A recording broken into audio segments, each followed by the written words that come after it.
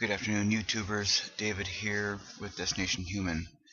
It is Thursday, October the 13th. It is 12:33 p.m. in the afternoon, Eastern Standard Time. I come again with a dire warning of what's going on in El Hierro there in the Canary Islands. There is such a dramatic amount of activity going on. This article coming from irishweather.com, excuse me. This is filled with a lot of facts, what is happening there, where the recent earthquakes are happening.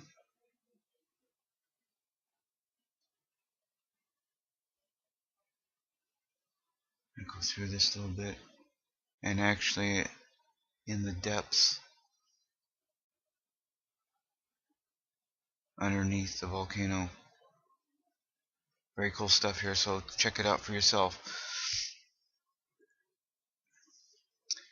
But I wanted to show something to you that I'm noticing here. Okay, El Hierro, the mountain itself, deep crater here. Now this has had three major eruptions before, in which this island blew apart this direction to the northwest,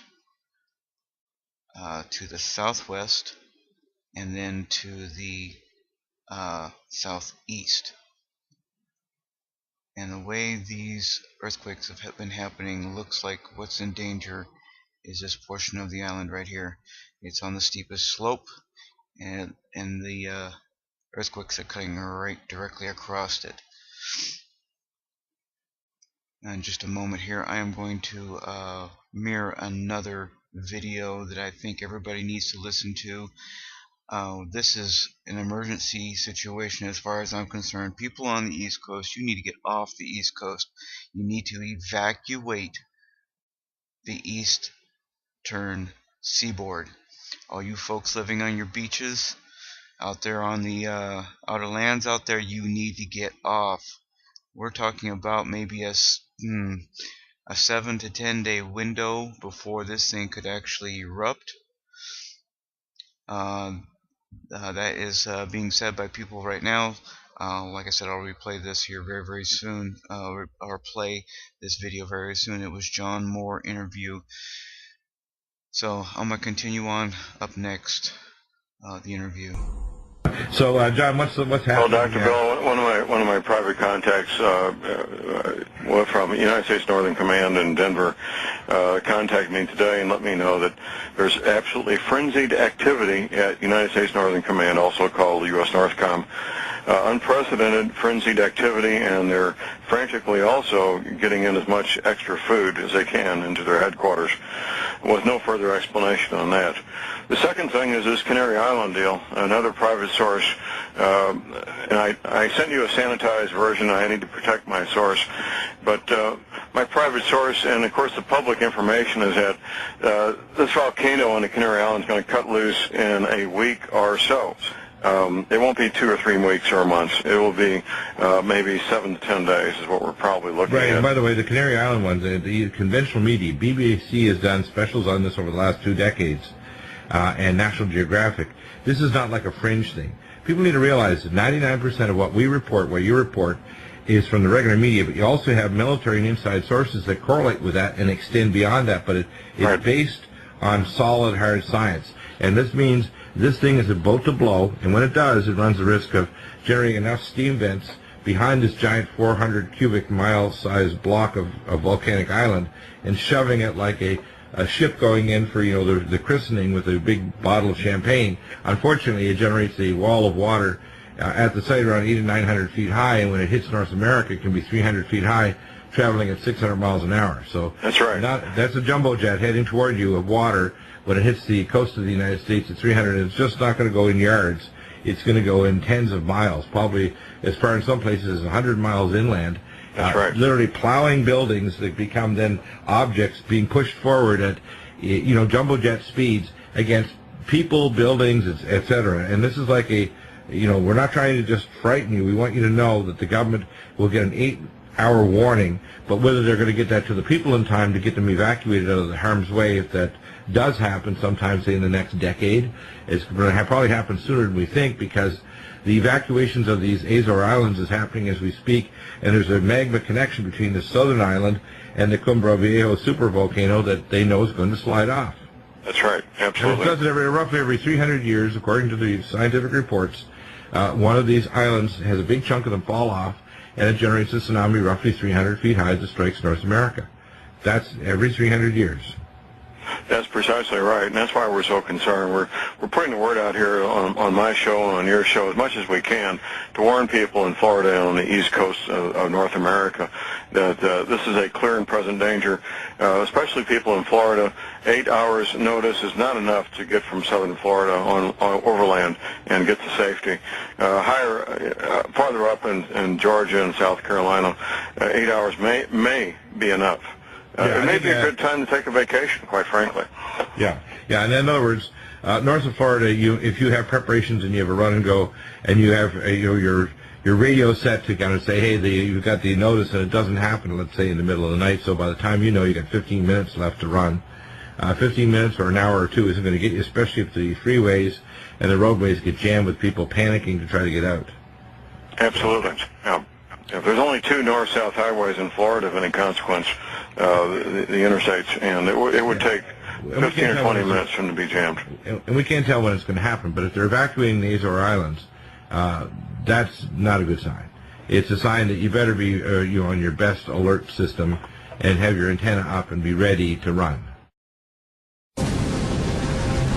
Although earthquakes are by far the most common cause of tsunamis, there is another source for these deadly waves: landslides. And these tsunamis have the potential to be so big that they have been called mega tsunamis. Scientists had long suspected that waves could be generated in this way, but conclusive photographic proof wasn't available until 1958. A landslide into Latoya Bay in Alaska triggered a wave that reached heights of several thousand feet. This footage, shot just after the tsunami struck, shows the wave's enormous power. The trees here once stretched all the way down to the shores of the bay, but were ripped off the slopes by a wall of water, leaving nothing but bare, exposed rock.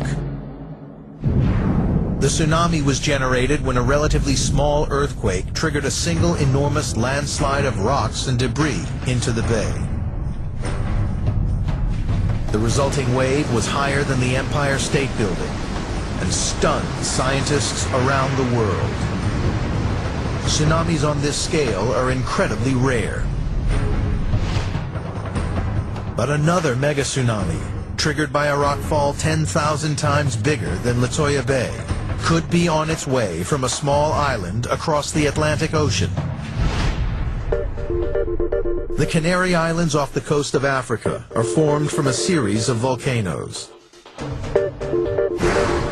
The youngest is the island of La Palma.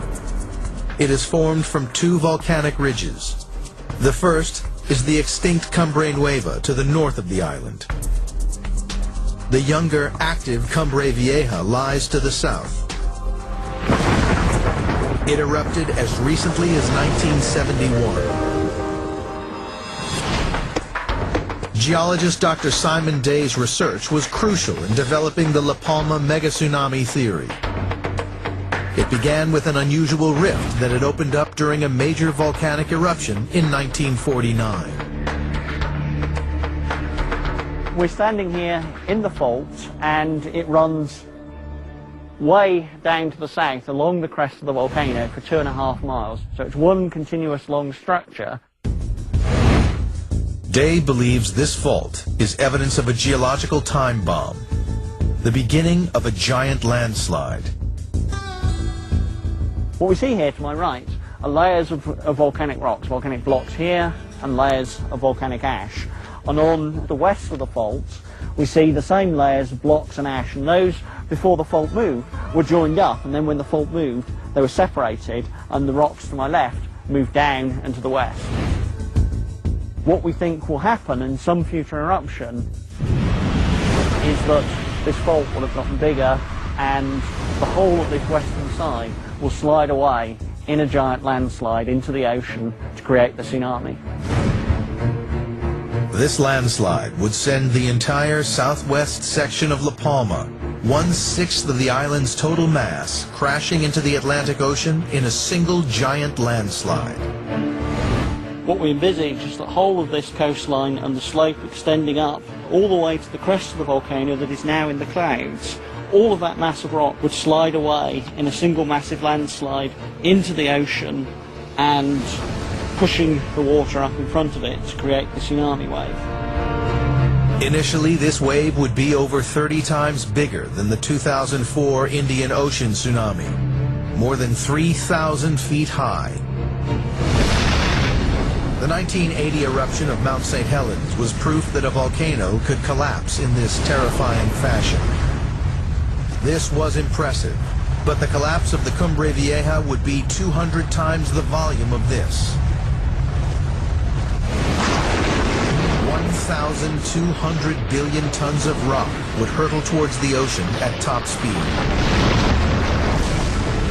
The resulting wave would head straight out into the Atlantic.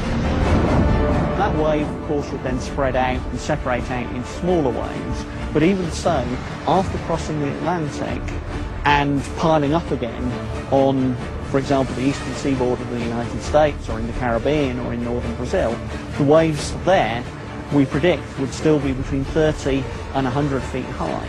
So that's as large as, if not larger, than the tsunami that struck Sumatra in 2004. Boston.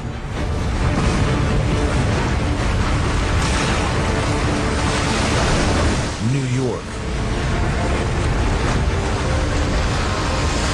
And even Miami could all be under threat from the giant waves.